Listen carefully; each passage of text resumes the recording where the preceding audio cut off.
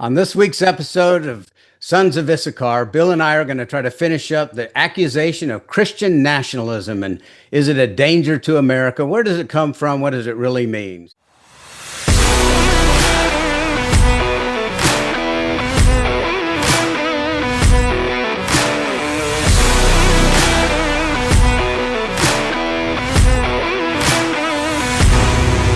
Welcome to another podcast of the Sons of Issachar. I am joined by my brother in the flesh, my brother in the spirit, and that is Scott Lockwood. So we're talking about, in this particular podcast, the so-called threat of Christian nationalism. What we're doing is we're picking up what we started last time, in which we're looking at the supposed threat of Christian nationalism. And we looked at it from a couple of standpoints, actually only one so far, and that is the misinformation that is being put out that somehow those on the right want to join church and state together. And that, of course, is an error that is born out of Catholicism. No one that I know of outside of Catholics want to join church and state. So we looked at that already, seeing something pretty interesting regarding that. But in this one, we're looking at another element of it and another avenue of attack, and that is that those on the left, and that is to be political and religious left, tell us that those who believe in Christian nationalism are somehow connected with racism, anti-Islam, sexism, and violence. And so we want to look at that one for just a moment. Now, I want to say, as we open up in this particular segment, that it is so interesting that those who are so adverse to what they call Christian nationalism, number one, misunderstand what the founding fathers had in mind regarding this being a Christian nation. For example, Kevin Cruz is a professor at Princeton University, and he wrote a book several years ago. I believe it is called One Nation Under God. I reviewed it. I wrote some articles on it. And he said, of course, we're not a Christian nation. And where did he go to begin his critique? He went to the period of the 1950s, Dwight Eisenhower period, to begin his cross-examination. And he started with that man plus Billy Graham and how Billy Graham wanted it to be a Christian nation. Dwight Eisenhower came up with it. So it was all in a recoil against communism. And so that's where this all started. I think it is so fascinating that these professors don't even go back to the original intent of the founding fathers, for they spoke with one concerted voice that this is a Christian nation. So with that in mind, I also want to notice that we're going to review it, at least I'm going to talk about a couple of things regarding this.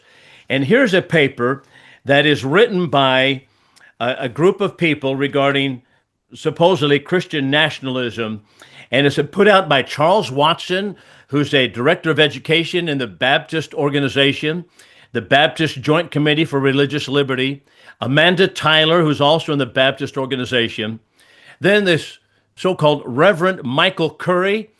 Now, he's retired from the Episcopal Church. He's been replaced by another bishop at this particular point.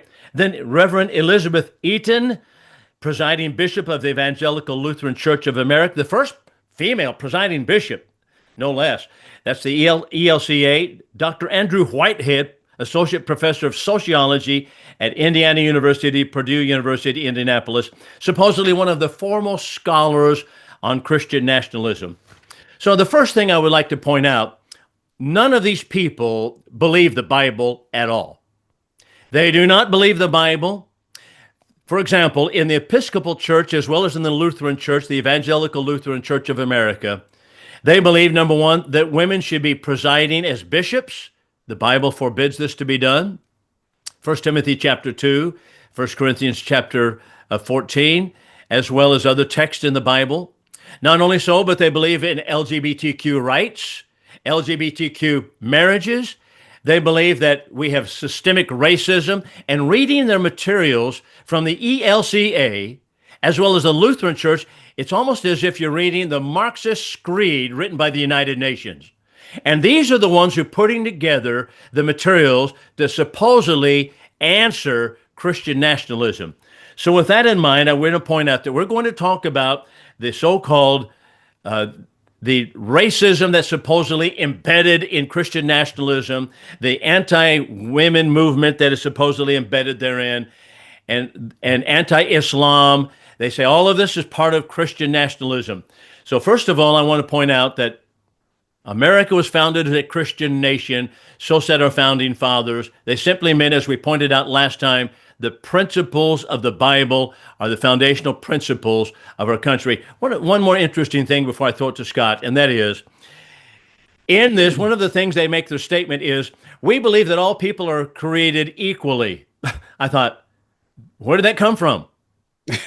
That's the Bible, and that is exactly what the Declaration of Independence has in the founding document of America. I wonder if they're participating in Christian nationalism. Scott, what do you think? Well, I tell you what, that's why it's interesting that the Declaration of Independence was the first time in history. That's why it's thought of as a 5,000-year leap forward, Bill, and self-governing of mankind, because we recognize that rights came from God and not from government. And so here the Declaration recognizes God-given rights. It's a biblical idea. That's the way we were founded. And yet these are the same kind of people that want to diminish, they want to minimalize the Declaration, the founding fathers, and everything they said. We have individuals from Benjamin Rush, Benjamin Franklin, the Samuel Adams, John Adams, you could just go on and on and on, Robert Winthrop, they all said the same thing. And they're talking about the Bible being the constraining thing over mankind, and that Republican form of government cannot exist without individuals that have been some kind of constraint within themselves. And the Bible has proven again and again to be that constraint that was so successful. It's been come to call American exceptionalism.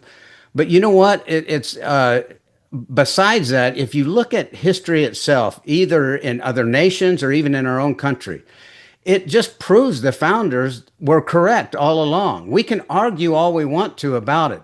They said it. They were the ones that said the Bible was the basis for this nation, and that this form of government, this Constitution, is not constraining enough and does not have the power to constrain mankind if he can't constrain himself according to the moral principles of the Bible. And so if we look at, for instance, when in Washington, D.C. recently, Bill, when the National Guard rolls in, why is it that we have to call in the National Guard into a city in America? It's because that city cannot constrain itself when everybody is so lawless. And then, of course, you have those that are on the left that they love civil disobedience. They love civil unrest. They get so excited about it, just like the 2020 riots and the 22 cities that were burned down. It's the same thing going on in D.C. So we bring in the National Guard to try to bring back some kind of civility, law, and order to the place, because mankind can no longer constrain himself. And so that's just a proof of the Bible. That the same thing with the communist governments. Why these communist governments could never let up from being just despotic type governments and totalitarianism, because they had gotten rid of all of the moral precepts of civil authority, and with civilization. And once they did that, it was a very degraded, depraved type of nation. And then as communism left, that freedom that's supposed to be, sunlit horizons, it never really developed that way, Bill, because those people were in darkness. Spiritually speaking, they were in darkness and had been for over 60 years. And so here they were in a situation where their morals were already so corrupt and so degraded that, given the freedom, they simply couldn't handle it. And so they had to go back to very oppressive type governments in many cases. And of course, we see the corruption even from in the Ukraine and all of that. But it's whatever the founders said have been proven again and again and again. And even individuals like John Locke, that the university professors will point to as a child of the Enlightenment, He did not make arguments from human authority. He made arguments from underlying principles that were beyond the human experience, that were absolute truths, that were divine truths called natural law, coming from the creator of natural law. One of the interesting things I find in this, and I mentioned it at the first, that the professors and the theologians who put this paper together in this creed and who really are being the point of the spear on this Christian against what they call Christian nationalism include such people as this woman by the name of Elizabeth Eaton. She is the presiding bishop of the Evangelical Lutheran Church.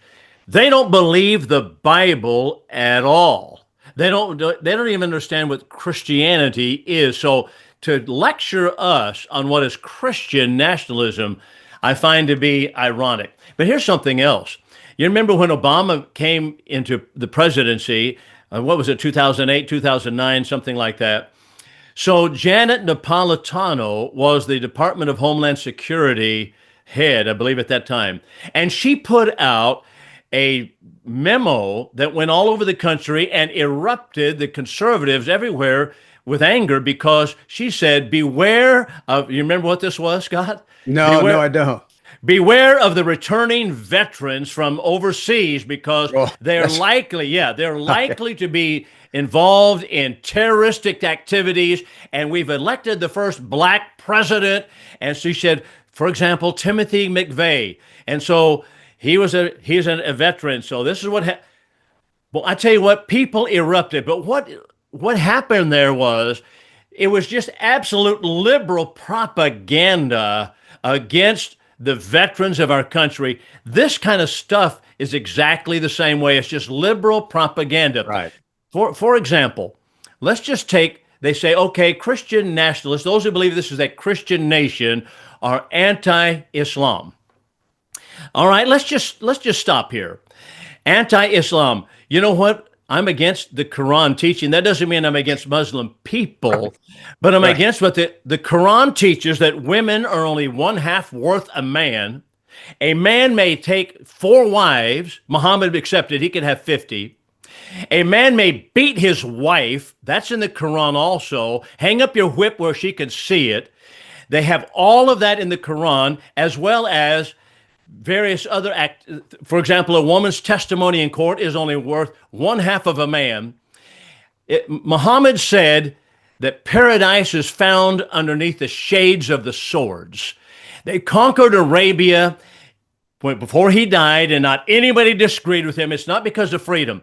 And yet, we are to be fearful, not of Muslims, not of Islam, not of what Islam teaches, but we're to be fearful of those who go to the Prince of Peace and say that, no, we're going to turn the other cheek and we're going to have Christian principles guiding us. That's how skewed this paper, this kind of paper is that they've put forward.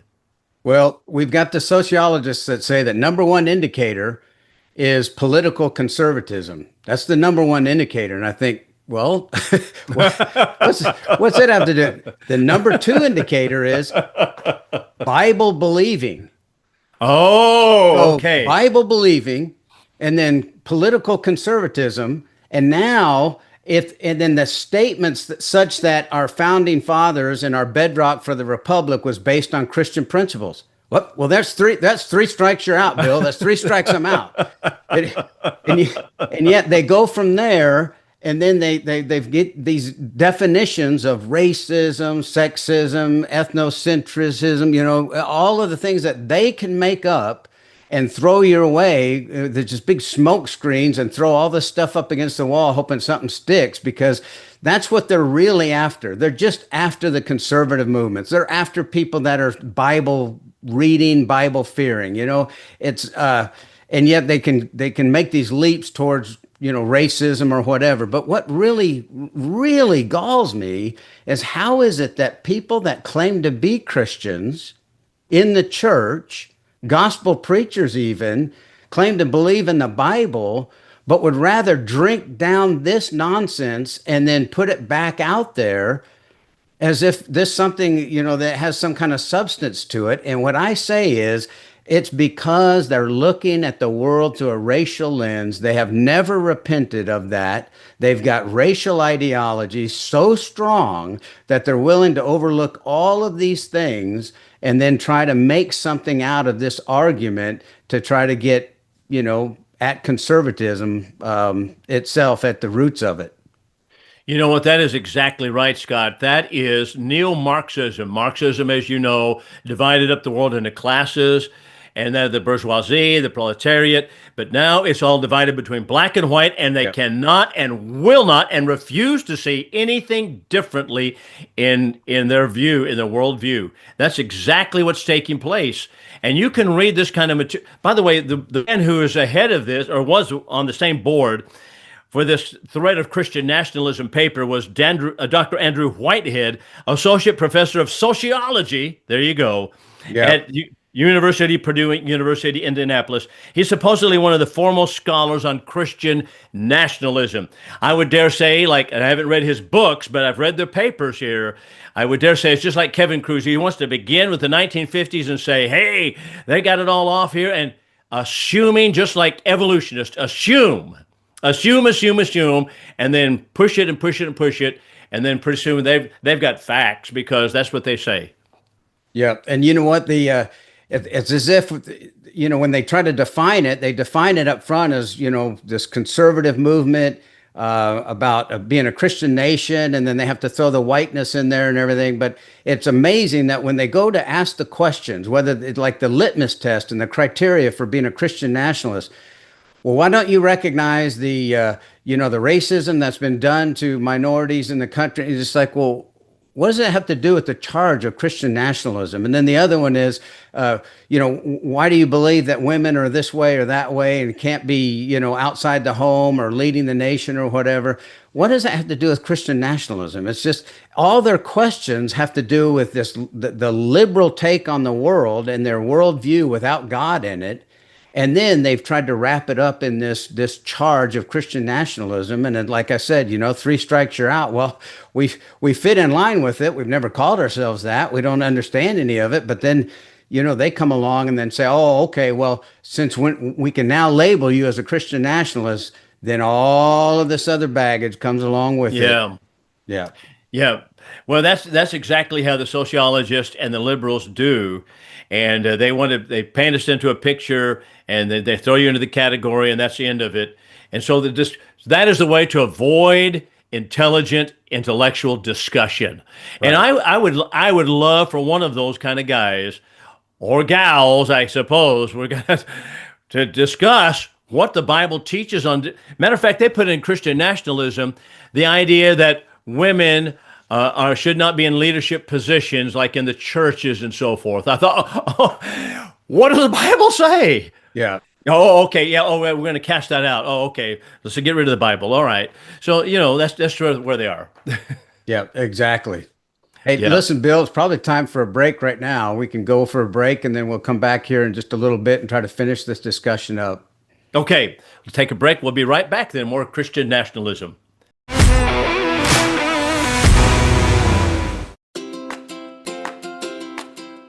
Looking for a powerful resource to grow your faith and stay grounded in God's Word? Welcome to Lightwave Media Audio. Search thousands of audio files on contemporary issues, timeless truths, and topics that matter to you, all grounded in Scripture. You can explore lessons and sermons from different congregations and speakers. There's always something new to learn and to listen to online anytime. With content from different preachers and teachers, Lightwave Audio connects you to God's Word like never before. Download, listen, and even share your own insights, all for free. Visit lightwavemedia.com/audio today. Discover a world of faith at your fingertips. Lightwave. Reading the Bible, studying the Bible, and meditating on the Bible are 3 different activities. Meditation is really looking at a text and applying it to self and saying, how does that apply to me? I'm glad to be able to put these lessons that I've written into a podcast that might help many as you develop the attitude of meditating on the Word. Be sure to like, subscribe, and follow us on your favorite podcast app so that you never miss an episode.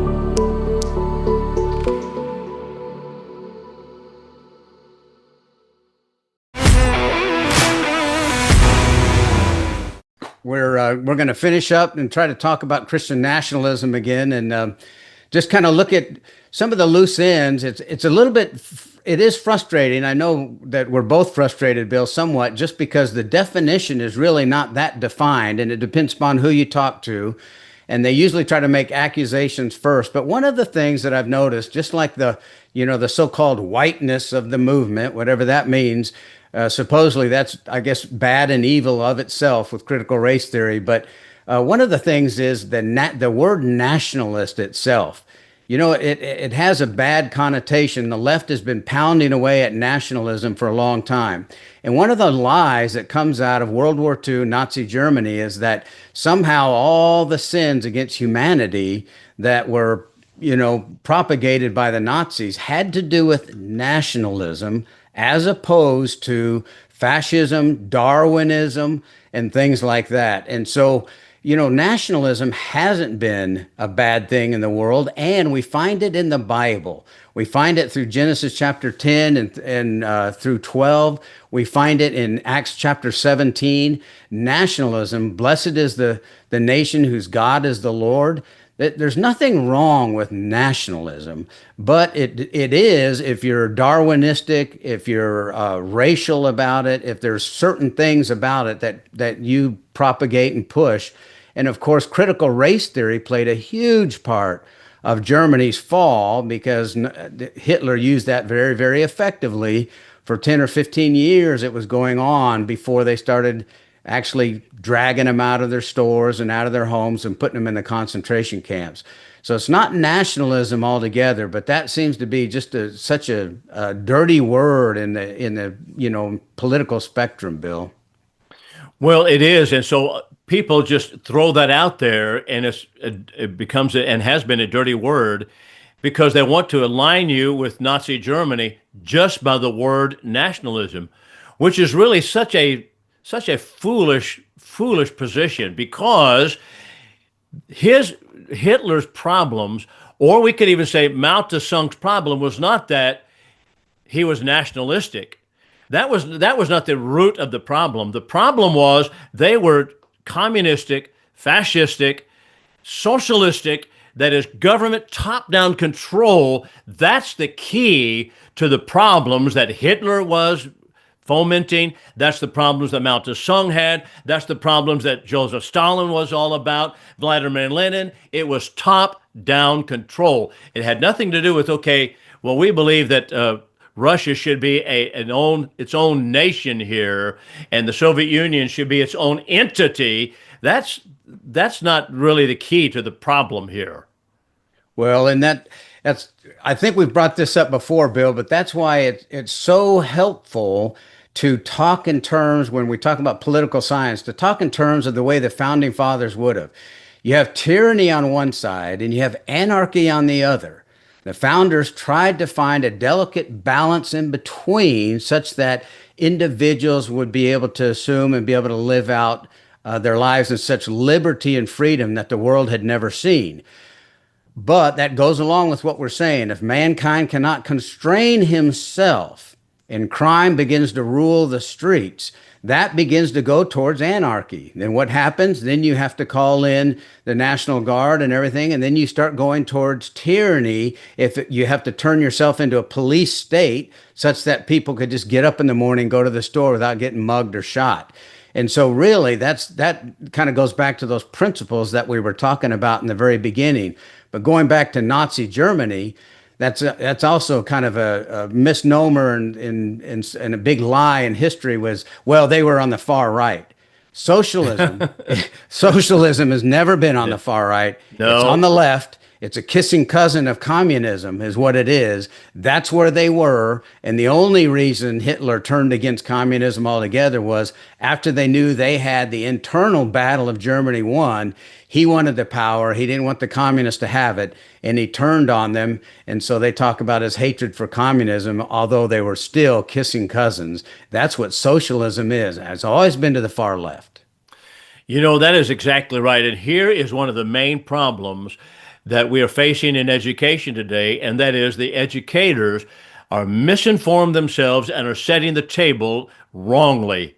And that is to say that they want to put Nazism on the right, and on the left they want to put communism. That is foolishness.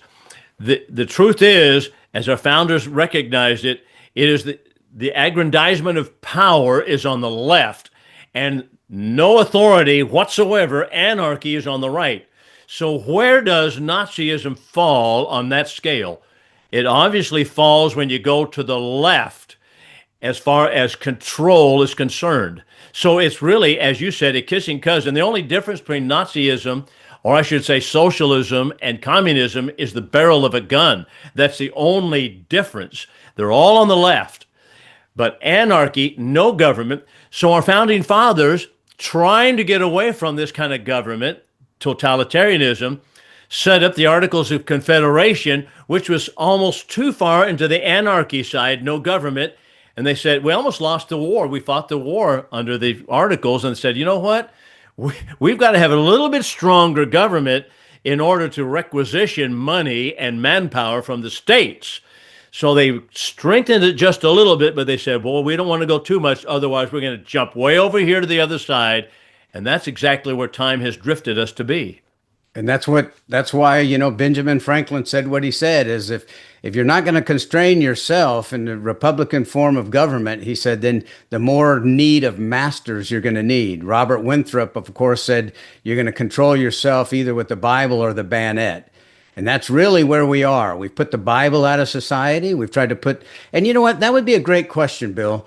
If we had somebody that was, say, a gospel preacher or somebody that claimed to be a Christian but was buying into this, you just ask them, like, okay, so then what would the foundation of a society be? Where should the moral precepts come?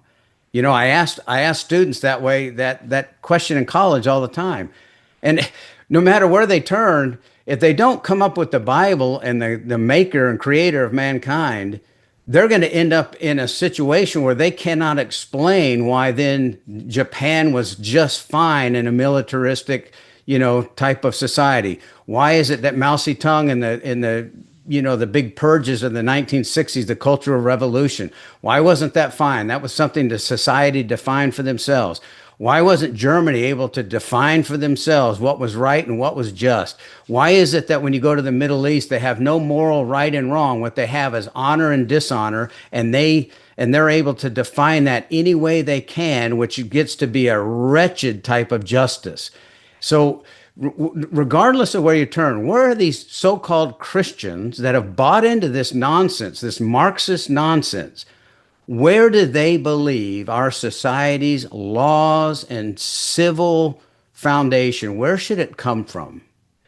Excellent question, because they only have two options. That's right. God or man. That's right. And if it's man, then government gives you what is right and what is wrong.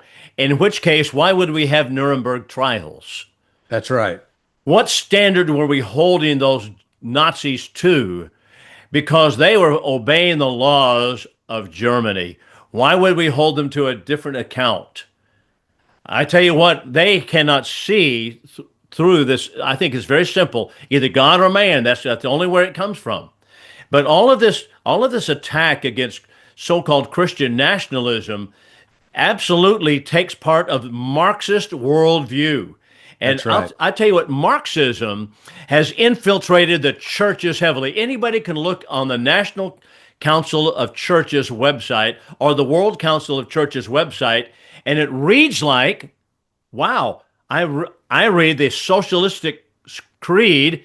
It reads exactly like the socialistic creed. It's socialism. And all of these churches have bought into it, and they put out these papers such as we're looking at it here, Andrew Whitehead and so forth, and telling us, okay, yeah, I'm a professor of sociology at Indiana University, and I'm telling you that you're part of Christian nationalism, and it's very dangerous. You know what? Very dangerous. Yeah, Yeah. they say, yeah, you're racist, anti-Islamic, and you're homophobic. And I tell you, what? It's interesting. You could go back through history and you can point out the Marxist threat. You can point out the communist threat. You can point out the socialist threat. You can point out the fascist threat. You can point out the tyranny threat. But where was the threat of Christian nationalism? Where has it been? Yeah. Where in history are you going to point to and go, look at that? It wasn't a Pol Pot. It wasn't Mao Zedong. It wasn't Joseph Stalin. It wasn't all the nonsense that's gone on in Germany and other places. It wasn't Japan prior to World War II. Like where are they going to point? Where's the threat of this? Here's something else. Speaking about the pulpits in the churches of Christ that we've been concerned about, because I'm in the Lord's church and I'm concerned about the pulpits. So in the 1940s and 1950s, there were so many preachers that wrote against communism, that wrote against Catholicism. G.C. Brewer, for example, had a paper, The Voice of Freedom, communism and Catholicism. He said they're one and the same. So also with Foy Smith, he was the same thing. J.D. Bales, George Benson started the National Education Program at Harding University. And many more, scores of others doing exactly the same thing. But today, it's like, wow, we don't want to talk about those things at all because that's political. Well, you know what? And that's where they've been very successful, haven't they, Bill? Yeah. They've been able to just partition the churches off and the preaching and the teaching totally away from society and the social order of things, as if that didn't matter in Colossians 2:8, that you take heed that don't let men take spoil of you through their philosophies and vain deceits, the rudiments of the world, rather than Christ. Now you wouldn't be able to preach about anything hardly if it touches a political issue, even though you and I know political issues were moral issues first. And it's always been that way, and it always will be that way. And what good is the church if, it would be like being in the Soviet Union and having a church where the priests were part of the KGB and everything. And they said, well, no, you can have your religion. You just need to keep it private. You need to do this. You can't preach against that. You can't do this.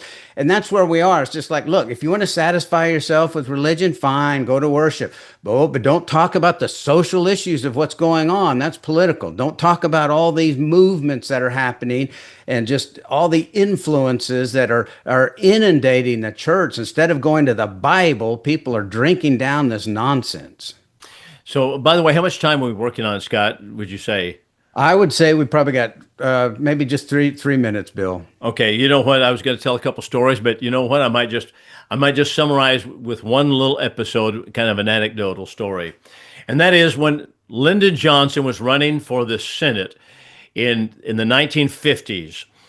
And he was opposed by Baptist preachers in the pulpit and the Churches of Christ, the two largest churches in Texas. And they opposed him because he was so liberal. So he said, you know what? When I get into Congress, we're going to upgrade that IRS code. And so he got into Congress, and exactly what he did, he upgraded the IRS code and said, in the pulpit, you can't talk about political candidates. You can't talk about this. You can't talk about that. And you know what happened? The preachers all said, yes, sir. No, sir. 3 bags full, sir. And so that's what got us started, at least in the 1950s. Yeah. And they hammered it and hammered it. And so today we get letters at the churches where I preach saying, okay, here's the tax code time, and here's what you got to avoid saying. I say, you know what? Put that in the garbage. Yeah. I'll say what I want to say. If you don't like it, then we have free market pulpit. Go where you want to go. Yeah. Anyway, all right. Well, I appreciate it, Bill. I know you've done a lot of background reading on this, and it certainly has been very enlightening. Just to try to tie all of this up, and I tell you, it's just another one of those frustrating accusations. Things coming out of the left. Anything they can. They hate the God of the Bible. You and I know that, and this is something that's just going to continually, perpetually go on in this country. And it just seems like they have so many, converts to their side that it just seems to be overwhelming sometimes. But I do appreciate all the study and everything that you've done. Well, you've done more than I have on some of these issues, Scott. So I appreciate your background and your knowledge. And you know what? Maybe you need to speak at some of these lectureships, or one of us can speak at them and just talk about these things. But they need to open it up for some of this kind of conversation, really. I do believe that very, Yeah. very much so. Yeah. Well, All right. until next time, I guess we'll try to do this in a couple of days or next week or something, get back together. All right, Scott. Take care of yourself. All right. Been great to see you. You bet. Bye-bye. All right. Bye-bye. Thank you for listening to the Sons of Issachar podcast, hosted by me, Scott Lockwood, and my brother, Bill Lockwood. This show is produced by Lightway Media and John Cackerman. Our theme song is by Alex Grohl. If you enjoyed this episode and want to help support the podcast, please subscribe and leave a rating and review. You can find us on your favorite music streaming platforms, including Spotify, Amazon Music, and more. If you have time, please share with others and let them know about our show. Find more information and episodes online at lightweightmedia.com/Sons of Issachar.